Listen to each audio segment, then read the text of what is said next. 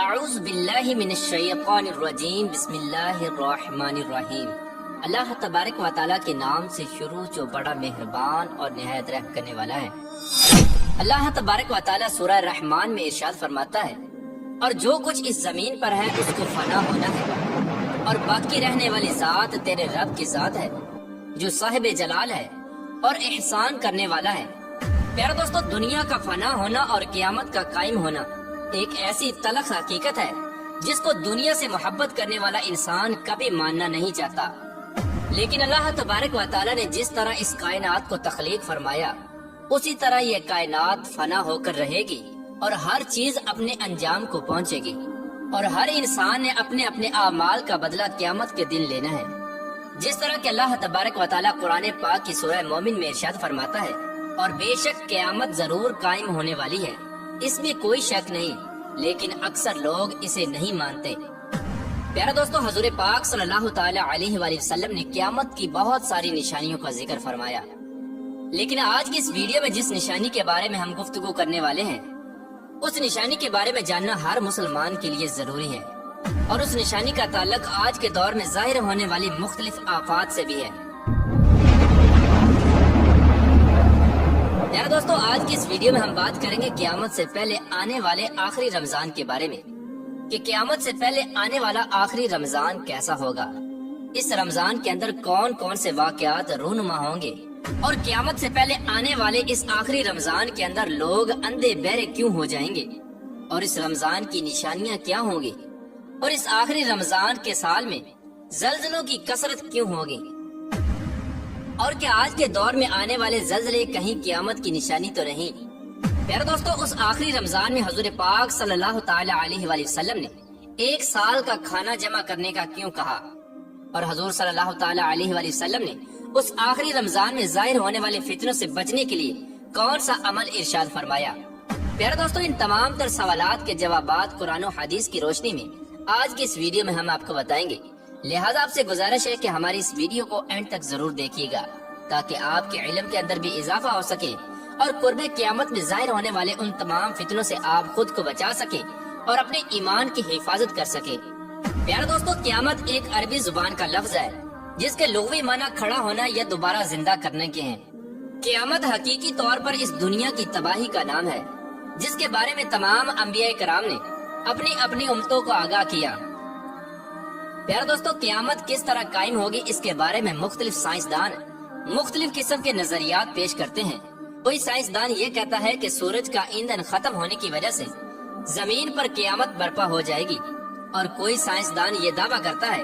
کہ black hole کی وجہ سے زمین پر زندگی کا خاتمہ ہوگا اور قیامت قائم ہوگی۔ لیکن یہ بات تو طے ہے کہ جس کام کی ابتدا ہوئی اس کا اختتام بھی ہونا ہے۔ جس طرح اس کائنات کو بنایا گیا اسی طرح اس کائنات کو فنا بھی ہونا ہے، لیکن بحیثیت مسلمان قیامت کا قائم ہونا اور روز محشر پر ایمان لانا ہم سب کے لیے ضروری ہے، اور قیامت کب آئے گی اور کس طرح آئے گی یہ سب باتیں اللہ تبارک و تعالیٰ کے علاوہ کوئی نہیں جانتا۔ لیکن قیامت کے قائم ہونے سے پہلے جو نشانیاں ظہور پذیر ہوں گی اس کے بارے میں آج سے 1400 سال پہلے حضور پاک صلی اللہ تعالی علیہ وآلہ وسلم نے اپنی امت کو مکمل طور پر آگاہ فرما دیا تھا۔ قیامت کی وہ نشانیاں جو حضور پاک صلی اللہ تعالی علیہ وآلہ وسلم نے اپنی امت کو بتائیں وہ اپنے زمانوں کے اعتبار سے 3 درجات رکھتی ہیں۔ ان میں سے پہلا درجہ علامات بعیدہ کا ہے، جو ان علامات پر مشتمل ہیں جو قیامت سے بہت پہلے ظاہر ہو جائیں گی، اور دوسرا درجہ علامات متوسطہ یا علامات صغرا کہلاتا ہے، اور تیسرا درجہ علامات قریب یا علامات کبرا کہلاتا ہے۔ یہ وہ نشانیاں ہوں گی جو قیامت کے بالکل قریب ظاہر ہوں گی، اور جس سے یہ بات بالکل واضح طور پر ظاہر ہو جائے گی کہ اب قیامت بالکل قریب آ چکی ہے۔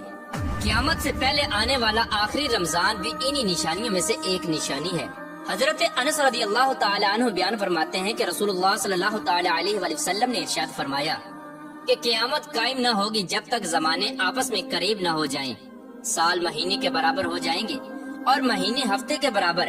اور ہفتہ دن کے برابر، اور دن گھنٹوں کے برابر ہو جائے گا، اور ایک گھنٹہ ایک چنگاری کی طرح ہو جائے گا جو چمک کر فوراً بجھ جاتی ہے۔ پیارا دوستو، نبی کریم رؤوف الرحیم صلی اللہ تعالی علیہ وآلہ وسلم نے آنے والے آخری رمضان کے بارے میں ارشاد فرمایا کہ یہ رمضان المبارک انسانوں پر آنے والا آخری رمضان ہوگا، جس کے بعد یہ پاک اور بابرکت مہینہ کبھی نہیں آئے گا، جس کے بعد یہ زمین اور اس پر بسنے والی تمام تر مخلوقات 1 سال کے عرصے کے اندر اندر ختم کر دی جائے گی۔ حضرت نعیم بن حماد رضی اللہ تعالی عنہ روایت کرتے ہیں کہ رسول اللہ صلی اللہ تعالی علیہ وآلہ وسلم نے ارشاد فرمایا، قیامت سے قبل ایک ایسا رمضان آئے گا جس میں عوام الناس کو ایک ایسی زوردار آواز سنائی دے گی، یہ آواز اس قدر خوفناک اور زوردار ہوگی کہ جسے سننے کے بعد انسانوں سمیت دیگر مخلوقات بھی سہم جائیں گی، اور لوگ اس آواز کی کھوج میں پڑ جائیں گے کہ یہ آواز کیسی تھی اور کہاں سے آئی تھی،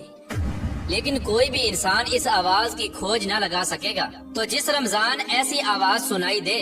کہ جس کی کھوج نہ لگائی جا سکے، تو اس کے بعد 1 سال کا رزق اپنے گھر میں جمع کر لینا، کیونکہ اس کے بعد دنیا سے رزق اٹھا لیا جائے گا۔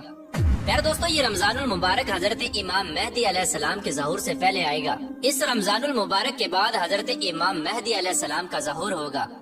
اس رمضان المبارک میں سورج گرہن لگے گا اور آسمان پر ستون کی مانند کوئی چیز روشن ہوگی، اور اس رمضان المبارک میں ملک شام میں سفیانی کی جانب سے مسلمانوں کا قتل عام کیا جائے گا۔